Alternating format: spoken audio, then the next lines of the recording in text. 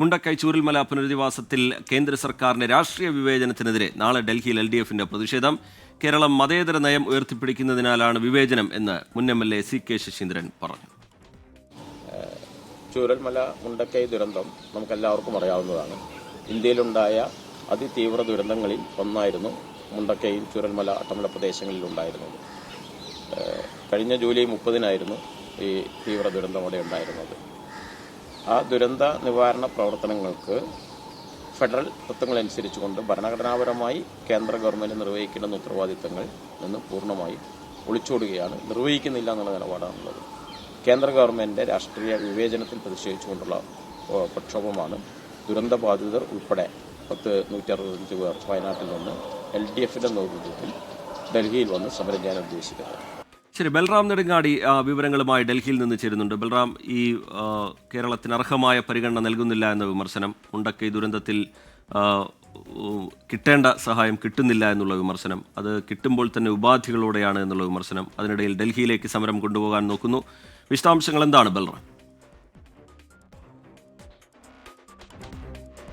റിജിത്ത, വയനാട് മുണ്ടക്കൈ ചൂരൽമല ദുരിതബാധിതരോടുള്ള കേന്ദ്ര അവഗണനയിൽ പ്രതിഷേധിച്ചാണ് നാളെ LDF-ന്റെ നേതൃത്വത്തിൽ ഡൽഹിയിൽ പ്രധാനമന്ത്രിയുടെ വസതിക്ക് മുന്നിൽ രാപ്പകൽ സമരത്തിന് ആഹ്വാനം ചെയ്തിരിക്കുന്നത്. 165 പേർ, വയനാട്ടിൽ നിന്നുള്ള ദുരന്തബാധിതർ അടക്കമുള്ള 165 പേരാണ് സമരത്തിനായി ഡൽഹിയിൽ എത്തിയിരിക്കുന്നത്.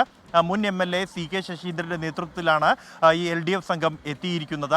പ്രധാനമായും സംസ്ഥാനം ആവശ്യപ്പെട്ട 2000 കോടി രൂപയുടെ സാമ്പത്തിക പാക്കേജ് എന്ന ആവശ്യം തന്നെയാണ് മുന്നോട്ട് വയ്ക്കുന്നത്. വയനാടിന് ഒരു അതിതീവ്ര ദുരന്തമായി പ്രഖ്യാപിക്കണമെന്ന ആവശ്യം മാസങ്ങൾക്ക് ശേഷമാണ് അതിനുപോലും തയ്യാറായത്. എന്നാൽ പ്രഖ്യാപിച്ചതുകൊണ്ടും യാതൊരു ഗുണവും ഇല്ലാത്ത രീതിയിലാണ് മറ്റ് സംസ്ഥാനങ്ങൾക്ക് കേന്ദ്രം ഫണ്ട് അനുവദിക്കുമ്പോൾ വയനാട് ദുരന്ത ബാധിതരെ സംബന്ധിച്ചിടത്തോളം പൂർണ്ണമായ അവഗണനയാണ് കേന്ദ്രത്തിൽ നിന്നും ഉണ്ടാകുന്നത് എന്നാണ് ഈ പ്രതിഷേധക്കാർ ഉന്നയിക്കുന്ന ഒരു കാര്യം. ഇതോടൊപ്പം തന്നെ 1972 വനം വന്യജീവി നിയമം ഭേദഗതി ചെയ്യുക എന്നതടക്കമുള്ള ആവശ്യങ്ങൾ ഈ സമരസമിതി ഉന്നയിക്കുന്നുണ്ട്. നാളെ പ്രധാനമന്ത്രിയെയും ധനമന്ത്രിയെയും നേരിൽ കണ്ട് നിവേദനം നൽകാൻ ശ്രമിക്കും എന്ന് സമരസമിതി വ്യക്തമാക്കിയിട്ടുണ്ട്. പ്രധാനമന്ത്രിയുടെ വസതിക്ക് മുന്നിലുള്ള സമരത്തിന് അനുമതി ലഭിച്ചിട്ടില്ല എങ്കിൽ പോലും ജന്തർ മന്ദറിൽ 2 ദിവസം സമരം നടത്താൻ അനുമതി ലഭിച്ചിരിക്കുന്നു. എന്തായാലും അതേസമയം തങ്ങൾ സമരത്തിനായി പ്രധാനമന്ത്രിയുടെ വസതിയിലേക്ക് തന്നെ മാർച്ച് ചെയ്ത് നീങ്ങുമെന്നും എവിടെ പോലീസ് തടയുന്നോ അവിടെ സമരം തുടരും എന്നുമാണ് നേതാക്കൾ അറിയിച്ചിരിക്കുന്നത്. നാളെ രാവിലെ 10 മണിക്കായിരിക്കും ഈ വയനാട് ദുരിതബാധിതർക്ക് നീതി തേടി കേന്ദ്ര സർക്കാരിനെതിരായ സമരം ഡൽഹിയിൽ ആരംഭിക്കുക. റിജിത്ത്. ശരി, ബൽറാം നെടുങ്ങാടി ഡൽഹിയിൽ നിന്ന് വിശദാംശങ്ങൾ നൽകുകയായിരുന്നു.